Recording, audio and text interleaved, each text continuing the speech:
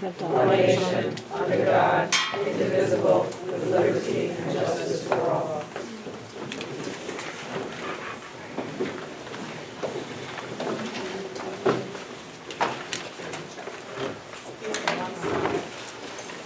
Right hand.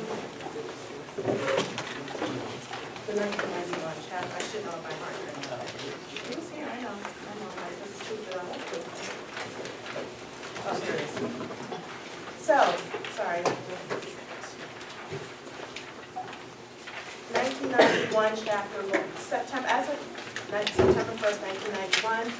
Chapter 9 of the laws of 1991 requires that we inform persons other than students who attend meetings within a school of the proper procedures to evacuate a building in an orderly and timely manner in the event of a fire emergency.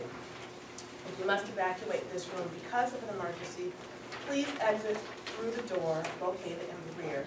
Turn right and proceed through the doors that exit directly to the parking lot. Okay.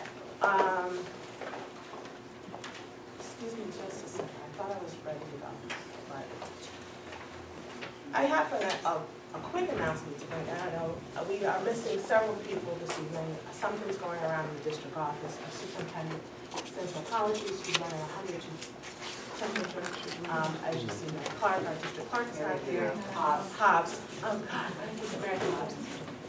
Mary Hobbs is not here as well. She's also running a temperature.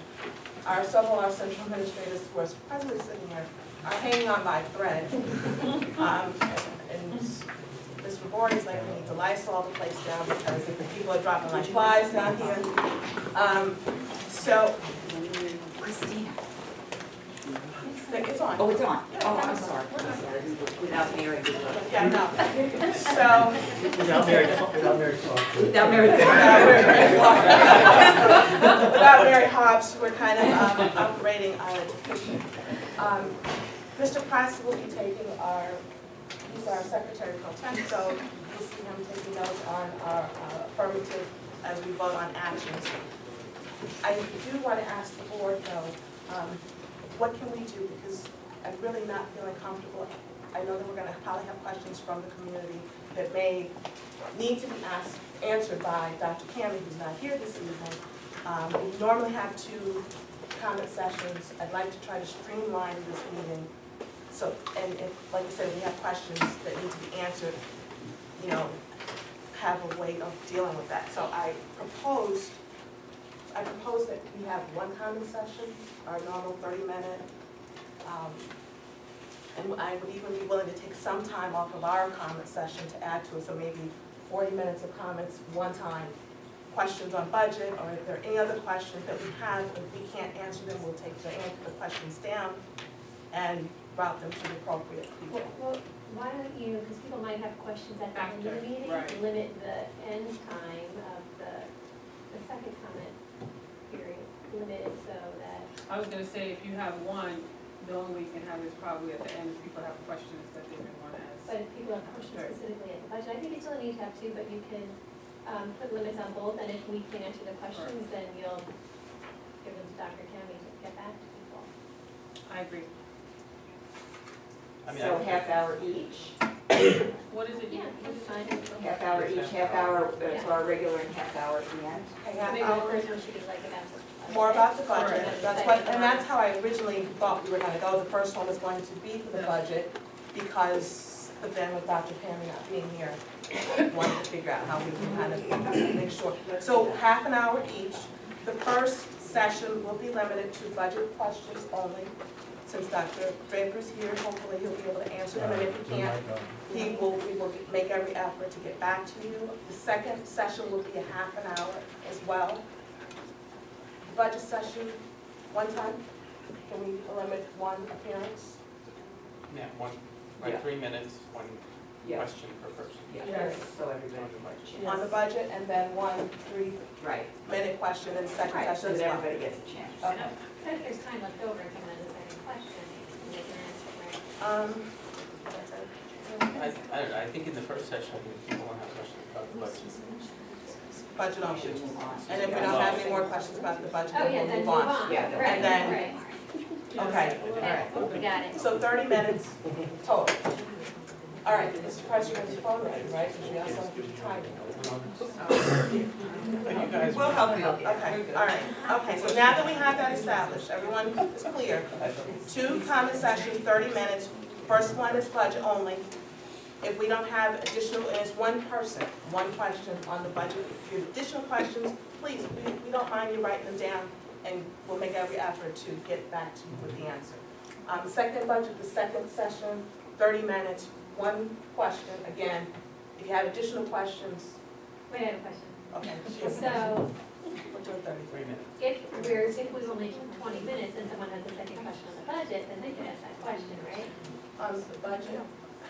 Because it might be information other people want to hear anyway, but they didn't think of that question themselves. Let's just allow it to 30 minutes. 30 minutes, right. But everyone doesn't have their turn, and then if Yeah. time is over, you can have another turn. Yes, sir. In the second session, are you saying that the second session is going to be open to Whatever, open questions? Yes. Okay, thank you. Okay, all right, so now we're all set. Yes. We're rocking and rolling. Okay. I'm so sorry, I keep losing my agenda. I really miss Mary, it's just her presence. You want mine? Thanks. I had no time. All right. I got which minutes, I know, but I thought I had no time. Okay, so here we go. Minutes.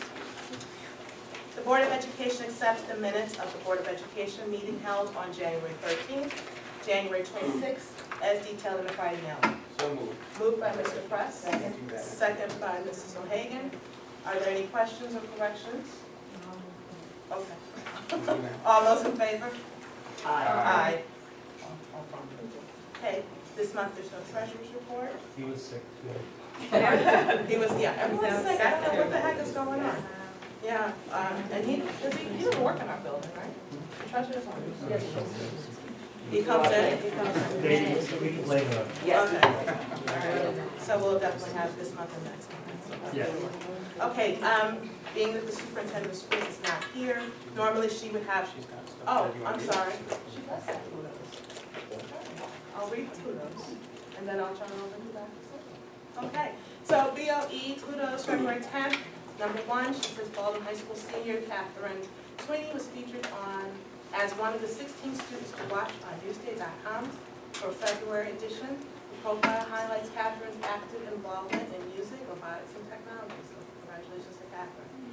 Number 2, the boys and girls varsity teams both have won their conference game and have advanced to the playoffs as the number 1. We are number 1 seeds. She wouldn't have said that, I just had to. She probably would have though. The girls' quarterfinal game will be on Tuesday, February 16th, and the boys' quarterfinal game will be on Wednesday, February 17th. Both at 7 p.m. at Baldwin High School. Number 3, congratulations to Baldwin High School student Jessica Vinchello, who won the school contest in the English-speaking Union Shakespeare competition. Did I say that? She will be representing Baldwin in the New York City semifinals on February 23rd at the New York Public Library, where she will present a monologue and a Shakespearean sonnet in the hopes of advancing to the national competition in New York City in May. So congratulations to Jessica.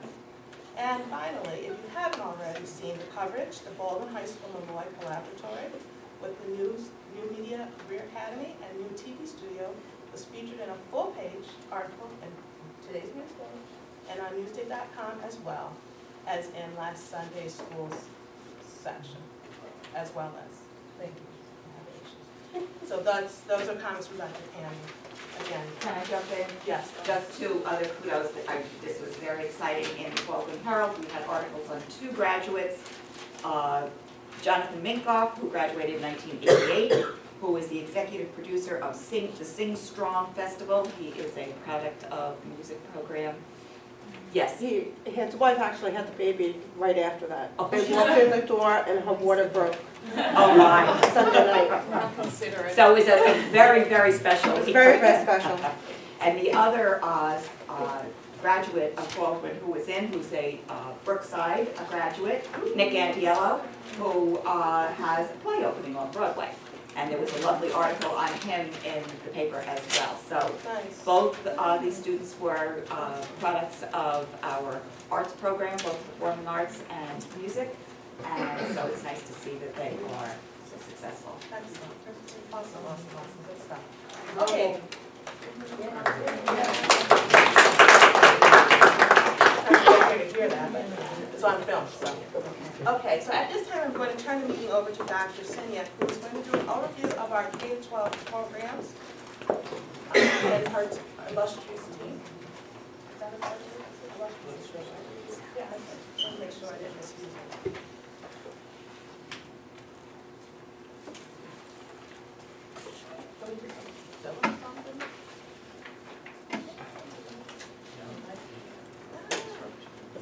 I'm sorry, show me the light.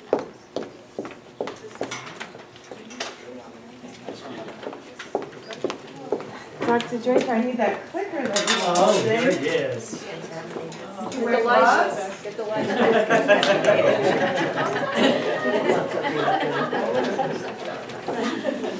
Maybe you don't want to. Yeah, She's already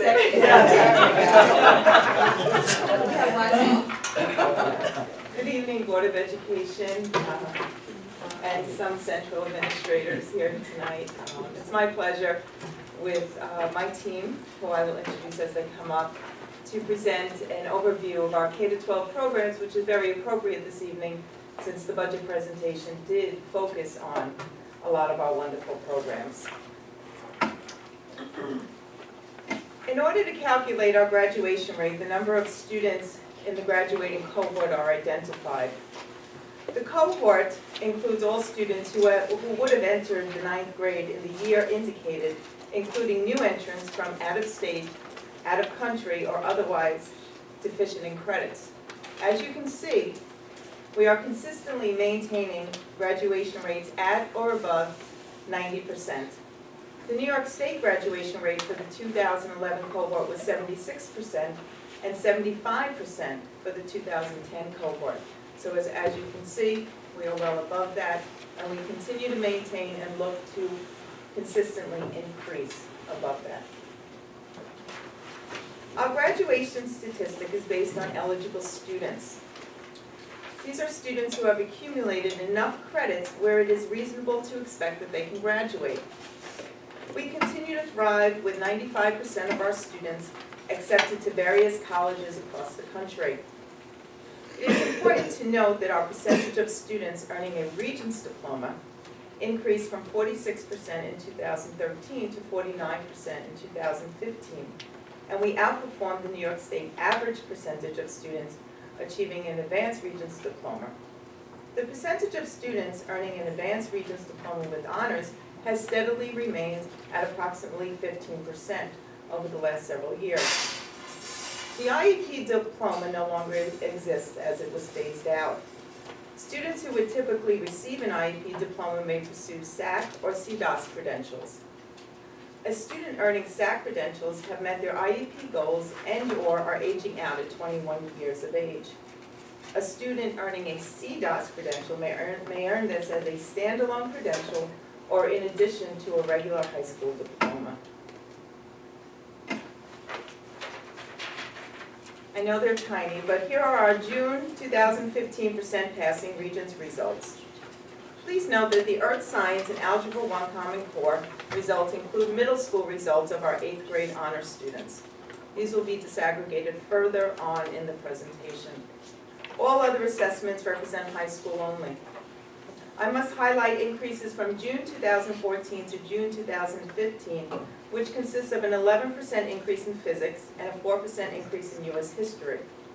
Several exams reflect a 1 to 2% increase or decrease, which include our English, living environment, geometry, and earth science. With the transition to Common Core Regents in math and eventually in social studies and in the sciences, our teachers are attending workshops, conferences, to learn the new curriculum and standards associated with each subject and exam. Our advanced placement examinations, there are approximately 20 courses available to students in grades 10 through 12 that conclude with an advanced placement examination offered by the College Board. The subjects include art, music, math, science, social studies, foreign language, and computer science. Our AP program here in Baldwin represents an open enrollment policy, which we are extremely proud of. We have steadily increased and then maintained our student AP participation from 690 in 2012 to 749 in 2015. Our overall percentage of students scoring a 3, 4, or 5 has decreased slightly from 64% in 2014 to 62% in 2015, but overall has shown a maintained increase from 2009. Baldwin has a very strong passing rate for a school with an open enrollment policy in advanced placement courses. College Board often states that when the passing rate exceeds 75%, the entry into the program may be too restrictive. While the overall percentage of students scoring a 3, 4, or 5 is very good, the results on individual exams vary significantly. This is often based on the difficulty of the exam, the number of students enrolled, or the makeup of a particular class. So all of those variables are part of the results. Last year, we conducted an internal audit of our courses offered at the high school. We wanted to ascertain the number of college credit-bearing courses that we had for our students, exclusive of our AP courses.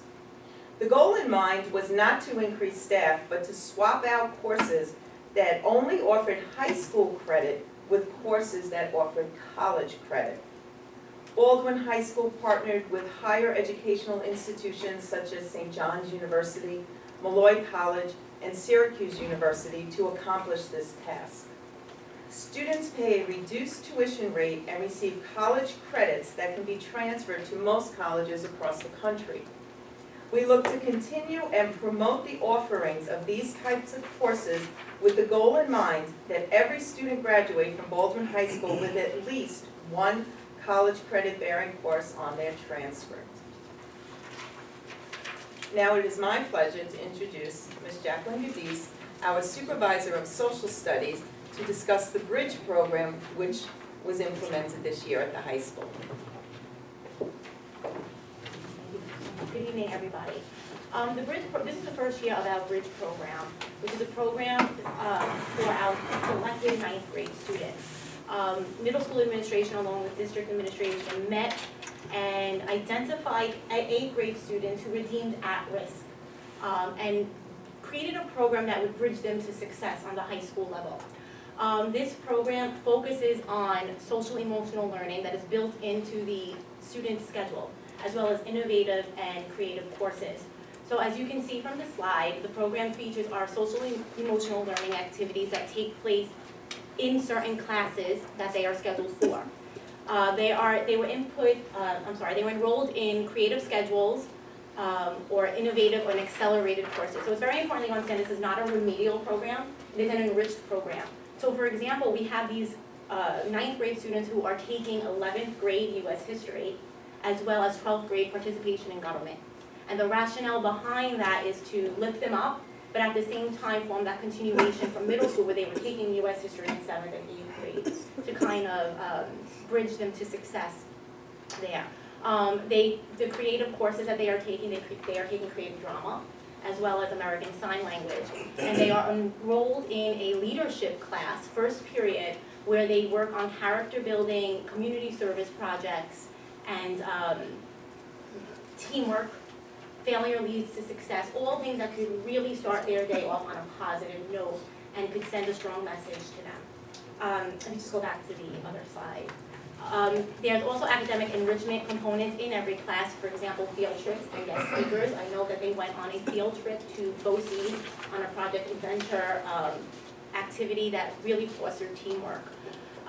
There's some supplemental course components like the APEX program, which is designed to prep them for examinations for the Regents exams in math and all their other subjects as well.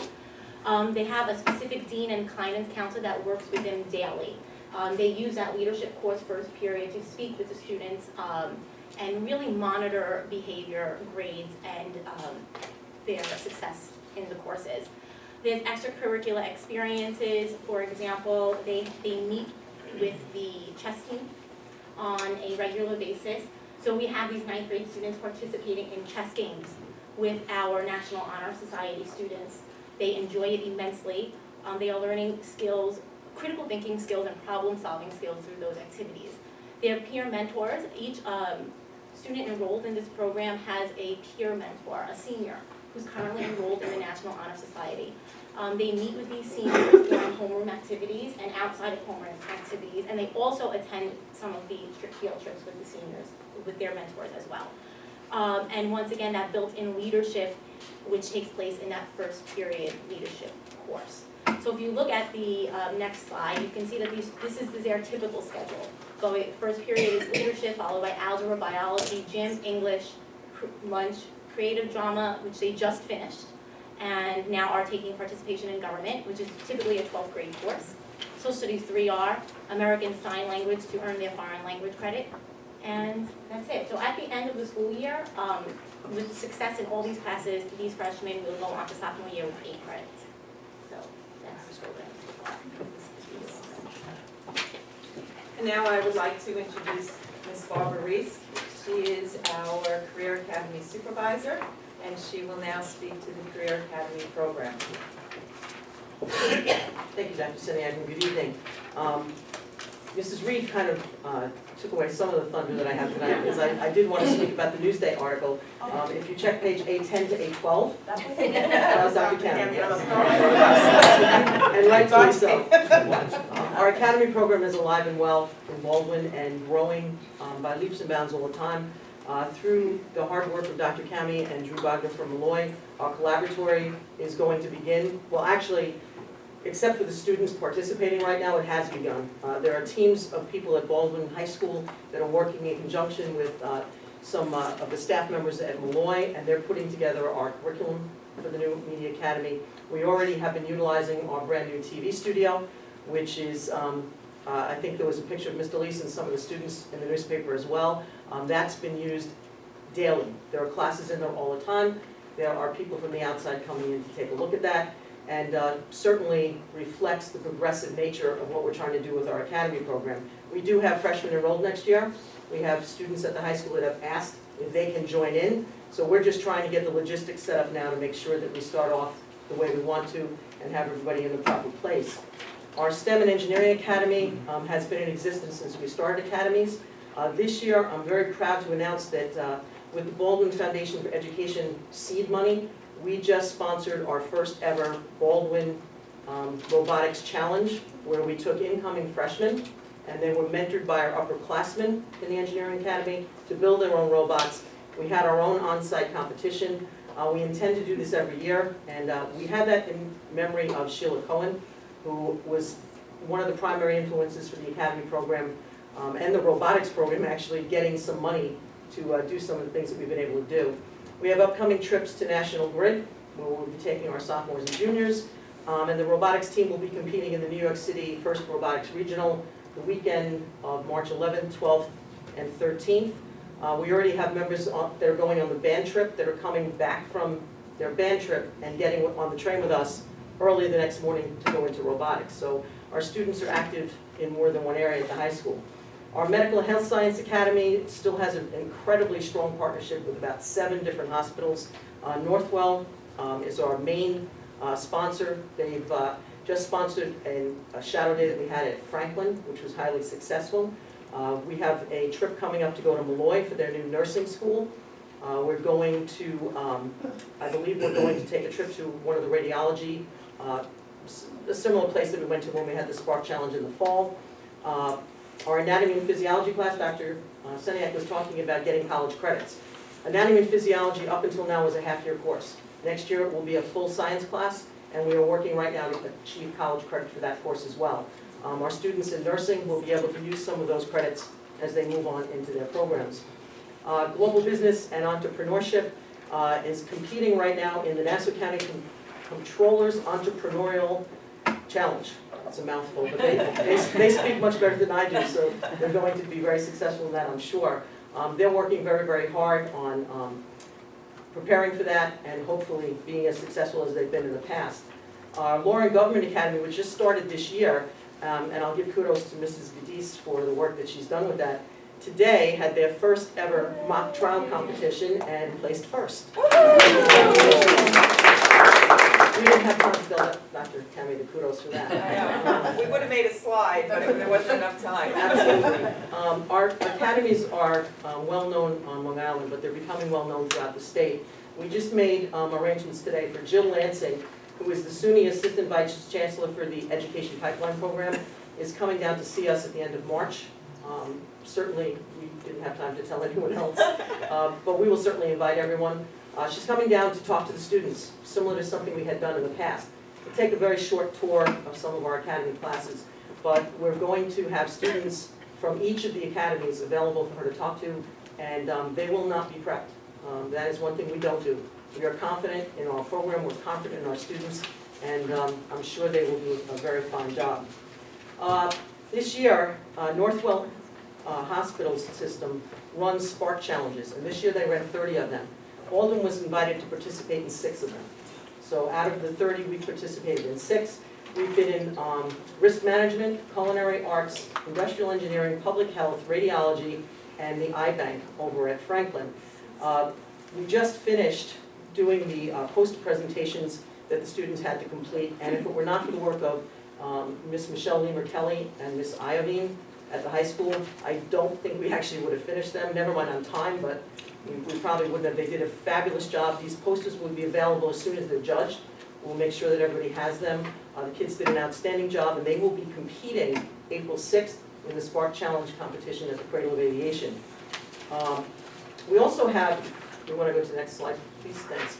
Rather than talk about everything, I'll just give you some of the highlights of the things that we do in and outside of the classroom. Right now, our internship program is doing exceptionally well. For the first time ever, we have 2 students, one in the Business Academy and one in the Engineering Academy, that have done so well in the shadow days that they visited with, and the site visits. They've been invited for paid internships. So while they are in high school as seniors, they are doing paid internships with really extraordinary firms and doing very, very well. We also have enormous numbers of kids in the hospitals. They're in the OR, they're in the ER, they're everywhere. And these students are not just carrying test tubes around. They're not just monitoring, they're actually in the operating room. And they come back and all they do is run down the hallway screaming about how exciting and how wonderful it is. But what's even better is they're sharing that with the underclassmen. And the underclassmen and the upperclassmen work on teams on some of our other projects. And that perpetuates the program that we have. Our shadow days, we increase them as much as humanly possible. We're starting to create an enormous partnership with Hofstra in the hopes that between Hofstra and Malloy, we can keep some of our students on Long Island and use them in our own workforce. But our medical students are going to have a shadow day at the medical school. We have the engineering students have participated in the, have gone to see the engineering school there as well, but this year got a private invitation to the Freshman Engineering Challenge at the college. We were the only high school invited. They treated the kids to lunch. We sat in the first row. And the best thing that I heard while I was there with them was, we could do better than this. So in all honesty, never to miss that opportunity. We will be hosting our own, either this spring or next fall. Hopefully we'll have it together by the end of the spring or next fall. And we will certainly invite everyone. We're going to try very hard. I want to make sure that everybody acknowledges Pat Van Hazel, who works with us. Sorry. Please stand up. Yes, Pat Van Hazel. Besides her, what I heard today, 37 years of teaching. Pat has been working for 5 years as a mentor and actually she's more than that. Without Pat, a lot of what we do would not happen. For the Spark Challenges, for example, she had to track down every student that participated for medical forms and releases, and I honestly don't know how she actually pulled the whole thing off, but she does, and without her, we would be up the creek, as they say. And always with a smile. Always. And the way that ties into our shadow days is right now she's working with Jackie to create a shadow day at Hofstra Law School for our Law and Government Academy students. If you turn just a page, this is a short list of the people that our students are involved with and the business partners that we have. Every day, this list changes. Every time there's a new opportunity, every time someone hears about our students, they call up and ask, can we get involved with this? We've met with the special education department, and we are starting to work on trying to get some of our sponsors to work at the CDOS certification. Students need to be doing things in shadow days, work experience, so we're working on that as well. So our academy program is expanding not only in the areas that we currently have, but we're expanding that by bringing in the special ed department. We've brought the art department in. We're looking to bring in other departments within the high school to help, and we're really starting to get to the point where everything is interdisciplinary and the students are working together in teams. I invite anyone to, if they have a contact that we can hook up some of our students with, we'd love to have that. And certainly we'll keep you informed of when all of our new events are, and you're certainly welcome to do that. Thank you.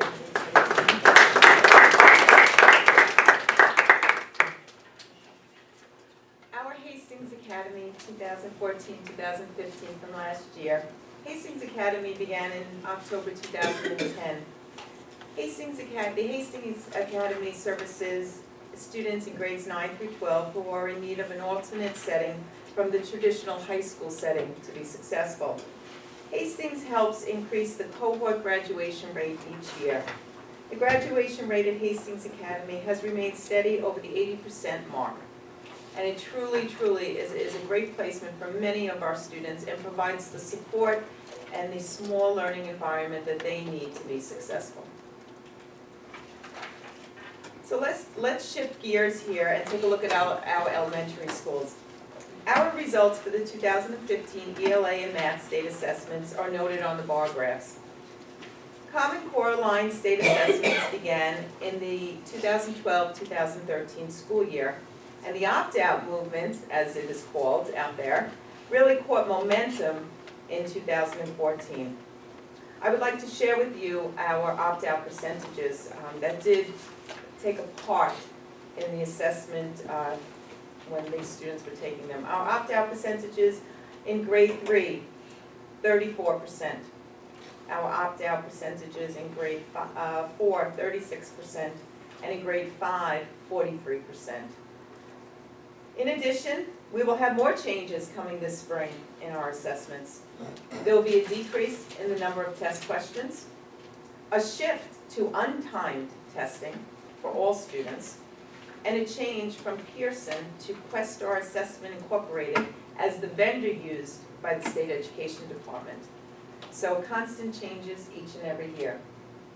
In summary, we actually saw a nice increase in proficient achievement in grade 4 math from 42% to 59%, and in grade 4 ELA from 33% to 46%.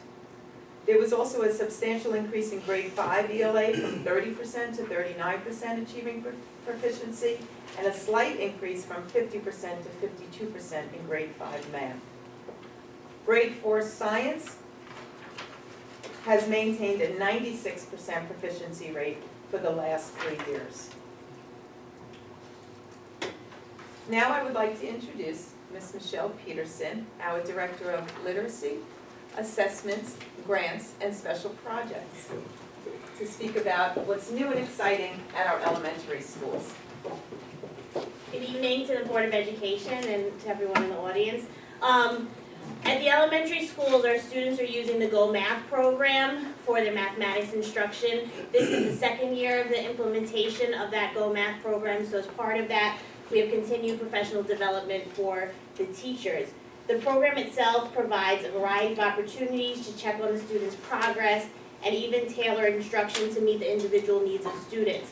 The teachers' guides even say to the teachers, if they get this question wrong, then give them this support to help them out, or if they get that question wrong, then here's some activities that you can do to help reteach those skills to the students. And then they also have digital resources that are available.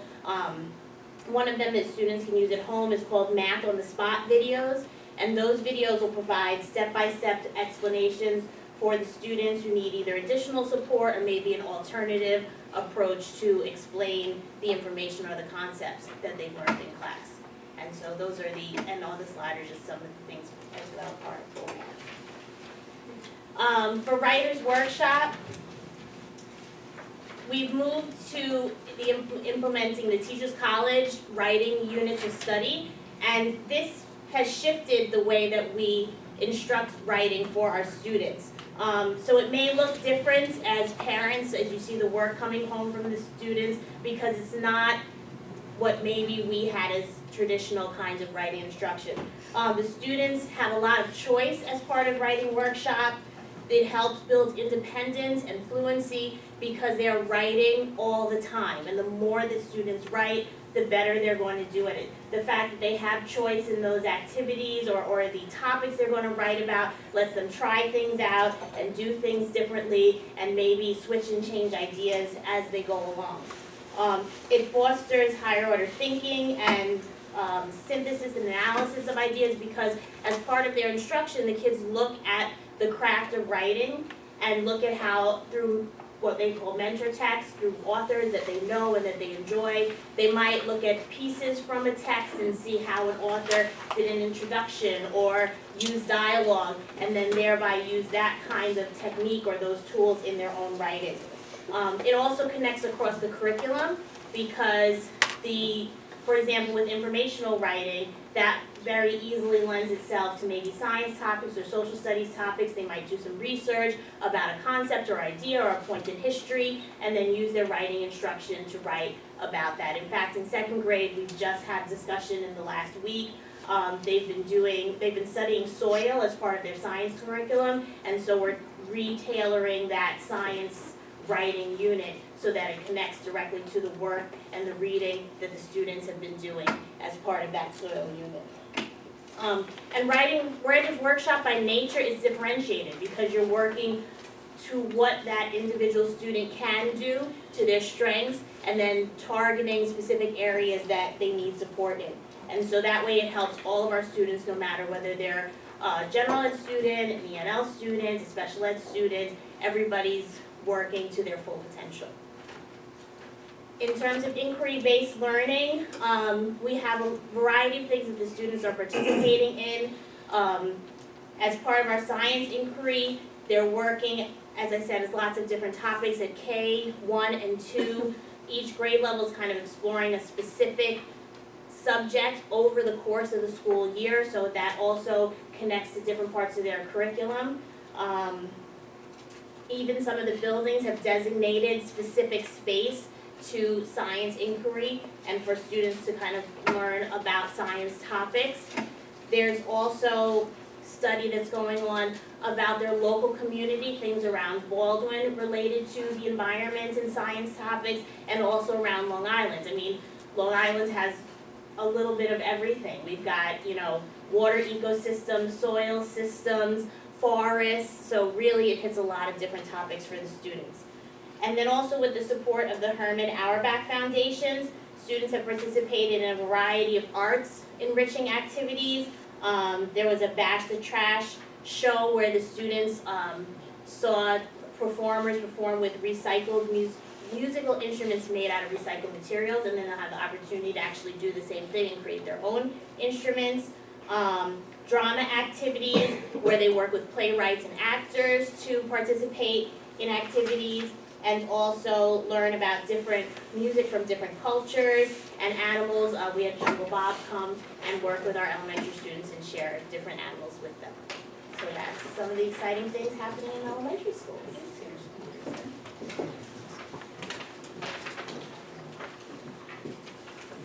On to the middle school.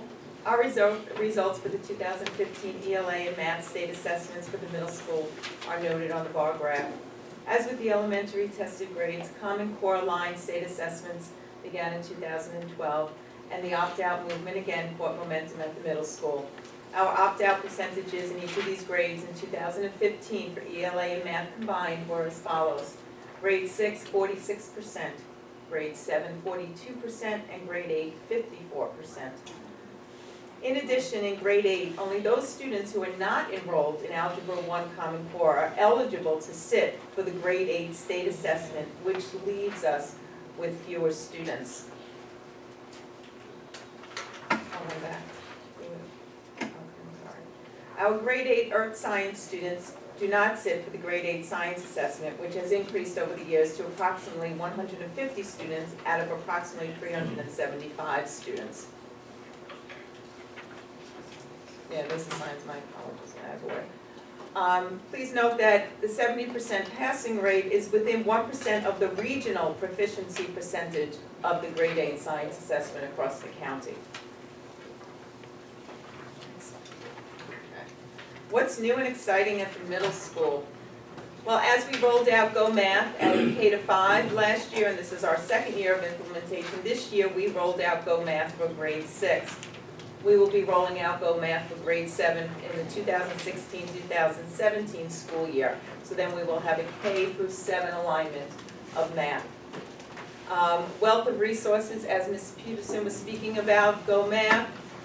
Continuation again of the K-5 series, and one of the main reasons that it was chosen is the alignment of this to the state and the national standards. In our middle school this year, we began our pre-academy program, which is to support our career academy program at the high school, open to our 8th grade students, where there are quarterly offerings which are listed below, and the experience for the students that they are provided with will help them guide their academy choice as they enter the high school. It ignites their love of learning, creativity, and innovation. We had our science symposium, which students are conducting in-depth scientific experiments and studies, hands-on experiences for our middle school students. Our middle school anti-bias consortium, which I had the pleasure of attending this year, where we had our students sitting on a panel and being asked questions by teachers and students and administrators from about 7 to 8 districts across the county. It was a panel of E&L students speaking about their progression from their native country to this country and Baldwin School District, and all of the support that they felt that they received through that transition, and they gave us pointers and ideas of how to help future E&L students that are coming to Baldwin. And that was very exciting, and it was all student-led, and once again, our students are amazing and they speak beautifully. Our summer reading program, a lot of work was done last year so that we could collaborate between our ELA and our social studies teachers, working on choices that are aligned to literature and historical content. The whole idea of it was to provide students with purposeful reading with intention of reviewing that reading and discussing it and participating in in-depth discussions when they return to school in September. Now it's my pleasure to introduce Mr. Andre Cofrillo. He is our Director of Fine and Performing Arts, to speak about our music program. Thank you, Dr. Seniak. I always enjoy the opportunity to speak about the arts. We're going to talk a little bit about the music department. Our students begin their journey at the elementary school, in which case all students participate in music throughout their entire experience at the elementary school. As the program progresses, students can elect at this point to be part of the instrumental program. 1,366 students are participated in the instrumental program last year, and the elective program for voice, 351 students enrolled in the secondary elective choral program.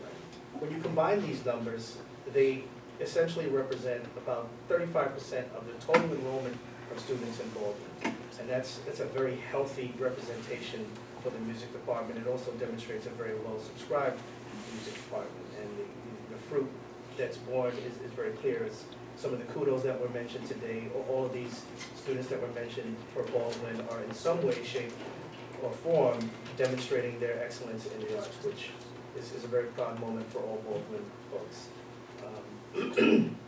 6 musicians participated. Now we're going to drill down a little bit into some more specific achievements. 6 students participated in the Long Island String Festival, which students have to demonstrate some levels of mastery to participate in that program, and they're selected by that organization. 6 students were chosen to represent Baldwin at the state level, at NISMA, which is a very good number. That's very uncommon for districts to have more than 2 or 3 students, so that's a very good thing for Baldwin. And 7 musicians were selected in the New York State Summer School for the Arts, another very prestigious school opportunity for students during the summer. And we also had 45 students represent Baldwin at the county level.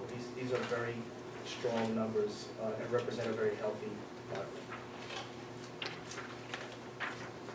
The musical productions. Best practice in musical productions is to have a Big Ten policy where you're inviting many students, but you're expecting excellence from the skill and ensemble positions as well as any of the technical positions. And through that experience, in theory, everyone that's part of it gets to see a script come to life and gets the experience of seeing, you know, something from nothing turn into this wonderful production. And anyone that's been a part of it understands that it's a very powerful experience. So I'm happy to say that last year's production of Hello Dolly involved 119 students at the high school. Again, that very much embodies the Big Ten philosophy. And the middle school musical, Bye Bye Birdie, very similarly, had 91 students participating in it.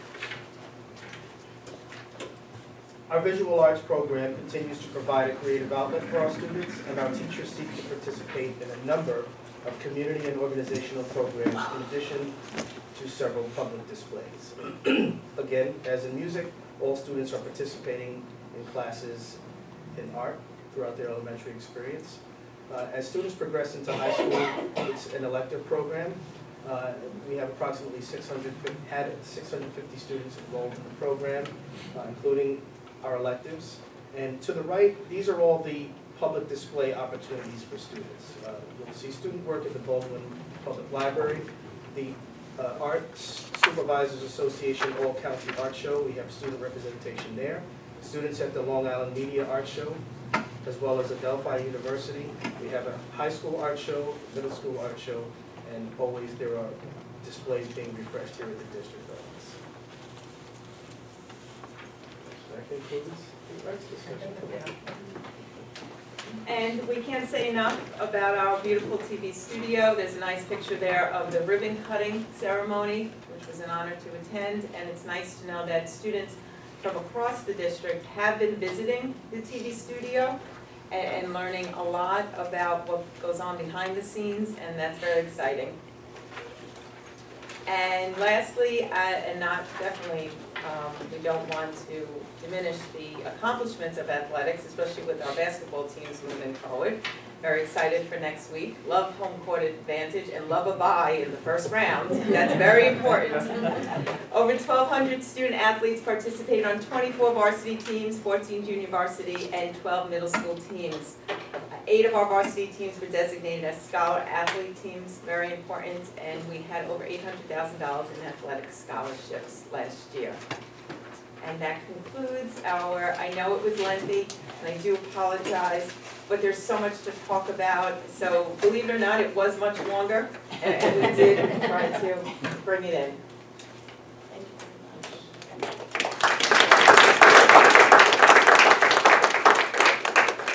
So I will ask Mrs. O'Hagan, do you have any questions? My only question is really for Jackie. How many students are currently in the Bridge program? Around 16. And is that an ideal number, or could you accommodate more, or is it? We tried to keep the cohort to 20, Okay. and because it was a first-time pilot program, we thought it was very important to start with a group of 20 or under so that we can work out the kinks moving Certainly. forward. Thank you. Any other questions? Mrs. Gillespie? I have the same question. Can I actually, if I could sort of tag on to that, so what's the distinction between the Bridge program and the Hastings program? Well, the Hastings program is a Regents-based program where students remain with the courses that they would have traditionally taken at the high school. Whereas the Bridge program students they're doing an untraditional schedule, so to speak. And it's really just because the research states that if you change things around a little bit and give them higher expectations and enrich them and provide the leadership piece and more of the mentoring, it'll help. So it's more of a scheduling and a different setting, in the sense that the Hastings students are housed here in a smaller environment. Do you think that there's anything that takes place in the bridging program that maybe can be adapted for Hastings? Is that We've appropriate? been in conversations moving forward of what we could do to cross over what's working in both. And there's definitely, the American Sign Language, expanding that to more students for their foreign language credit. Can I just, Oh, I'll come back to you, sure. along the lines of the bridge program, so this is specifically designed for entering ninth graders. Yes. What will happen with them as they leave? Well, we just had a big meeting last week, and we're talking about not fully mainstreaming those students, and also speaking with them and interviewing them, and we do that a lot to get their feedback as to their experience, and possibly, when we're creating their schedule for next year, mainstreaming them for half the day, and then bringing them back together as a cohort, because there's a lot of evidence that supports this, that proves that the support of a cohort model will prove to be successful for many students. So we don't want to lose that piece in moving forward, so we're looking to adapt it to more of a modified bridge program, so to speak, and bring in another cohort of ninth graders from the middle school. And would that encapsulate some of the students that we're looking at in the graduation rate? Like, we have about 90, we're hovering 92%. And so the question I was asking myself is, how many, like, if we have a class of 400 students, we're talking about 40 students so are those some of the students that? Well, that's what we're trying to avoid. By doing the bridge program, we're trying to catch that earlier. What we also do is when we do calculate the graduation rate, then we break that percentage down of non-grads, student by student, and we look at what they're deficient in and the interventions that have been put in place, because you need to look at it at that laser focus to ensure that moving forward, because you have to start early enough to make sure that the plan is in place and that the interventions are in place so that we can ensure that those students are successful. Mr. Garcia, I may have a question. Yeah, it wasn't a question as much as more of a statement, just tacking on to what Mr. Porpillo was talking about, the music program. There are a number of our music students, I think it's at high school level only, who participate in outside organizations. This is to add on to what you're saying, Mr. Porpillo. In audition-based groups, Metropolitan Youth Orchestra, Long Island Youth Orchestra, Children's Orchestra Society, and the Nassau Suffolk groups, local and instrumental, where our students are very prominently represented there. And the level of work they're doing is just well above high school level. So we have, it's just an additional kudos to our kids in that program. And I'm sure there's athletics and the other programs I'm not aware of. I am very much aware of music. Because you haven't figured out that he's Right. avid supporter of the I am. arts. Just a little bit. Anything else? That was it. Mr. Boyd, any questions you have? I just wanted to ask, first I want to say good job. Excellent. Absolutely. I just want to share with you kind of like a personal experience. I'm going into my daughter's class and doing some Black history lesson. I've been doing it every year since she's been in school. And so this year we're doing a book club, and we have we're working with two authors, Andrea Davis Pinckney and Mildred Pitts Walter. I have to slow myself down because there's Mildred Taylor who also writes. And so it's they're reading the second book independently, but there's a booklet of activities that I'm asking for them to do. And one activity is for them to write a biography summary on the first book that we read, which was about Bill Pickett, the rodeo cowboy. So I had them do a map, to kind of get out some key points out of the book that we read. And then they had to write the summary. So my daughter, she's so excited. She's like, Mom, I'm gonna write this up. And she wrote it like lickety split. And it was a quick summary, and it, for somebody to say, it takes me a long time to write a summary. She sat down, wrote the summary. She's much smarter than I am. But she sat down, she wrote the summary, and I have to tell you, I was very impressed with the quality of work that she's doing. So the writing, from what I can see in my daughter, she's a pretty bright cookie, but it's working, so I Yes, I we're wanna very say excited kudos about the writing to workshop. that. I just also wanted to ask, about the math, the algebra tutoring, I have to ask this question, and I'm sorry, but it's been a challenge for some time, and I'm sure the rest of the board doesn't like the look of that number of 39% passing rate, and I know that there's some things that attribute to that. So can you speak to that a little bit more and talk about what you're doing to try to correct that? Yes, algebra tutoring is a challenge, and we're fully aware of it. And with the change to the Common Core and training teachers, and continuing to do that and bringing, in conversations about bringing coaches in, to work with our teachers in the classroom. But you can't fix it when the students get to 11th grade. Right. And that's what we're trying to do. We're looking at what we want the outcomes to be, which is obviously a much higher passing rate of that and backloading off of that. And for now, what we're doing, and I want to believe that the Go Math series and that continuity across the 5 elementary schools and the rigor that is within that series and the support will eventually help us, and now bringing it to the middle school. But also Dr. Draper spoke about during the budget meeting, the increase in math instruction and the 1.5 periods. And I really don't want to go into the detail about that, but that will also support the depth that is needed for teachers to go into the curriculum with the students and to ensure the comprehension of the material. So we are fully aware of it, and I'm not making any excuses, but we are definitely putting things in place so that the outcomes will be better. I mean, I just have to ask the question, I really like to focus on the No, concept, and but we're this is something- transparent. And We you are know, transparent. and math is my thing, even though some people think I'm a arithmetic challenge, but, so I had to ask this question because again, it's the baseline by which we do a lot of other things. Yes. And I do, am I misspeaking in that this is part of the, advance, and probably keeping a And lot it's of like our a barrier. students Yes. from getting that, so I just need to ask Thank that you, I question. appreciate that. I just have a few comments. Similar to what you're saying, I have a 3rd grader and a kindergartner, and I will say that I have seen the difference in the writers' workshop. But to talk about the math, I did have issues initially when my 3rd grader was in kindergarten, and definitely there's been a level of excitement with the first in math. The kids are actually competing to see who's first in the class in terms of the work that they're doing at Healthy home. competition. It's healthy, it's extremely healthy, I'm so, glad to hear about that. with that, I think, as you said, it starts early, and I've already seen a major improvement in the math curriculum based on when she was in kindergarten, now she's in 3rd grade, and the writing, so great job again. I personally see the difference. Oh, that's good to hear.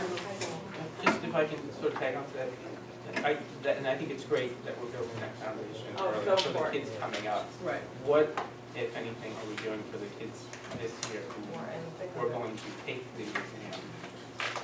Been in a lot of conversations about that with George Fukotis, our math supervisor, and what we're doing is offering the support after school. We're in conversations, Ms. Gallo and myself, about Saturdays possibly. Trying to offer the extension of the time that's necessary. Most districts across the county, across the state, are saying that 1 period a day is not enough for Algebra 2, and that is a really big problem, and the state is fully aware of that, so we're trying to offer extended time and extra time after school, before school, and we're in conversations now about Saturdays. Thank you. One more thing. I have had people ask me, no, and this is probably more to Mrs. Reed, maybe she can answer, or you can too. I would never steal. No, I just want to know, because I've had a couple people ask me, how do they offer their services to work with our students in high school? There's a young lady who has a law firm who would love to work with our students. Well, So, I actually do I have beautiful little pamphlets here with contact numbers for each of the academies. If you take one, pass it around, and there's contact number on there. Right. And So the that's person's new. Yes. for that. And after they go around, I'll put the extras over here for anyone in the audience who would like to take one at the conclusion of the meeting. And there is a contact person that you can reach out to and a phone number. One for each. One for each. of the four. The new media we didn't create yet, you know, I didn't know the article was coming out today, how ironic. So we didn't wanna really put anything out there yet with the presentation.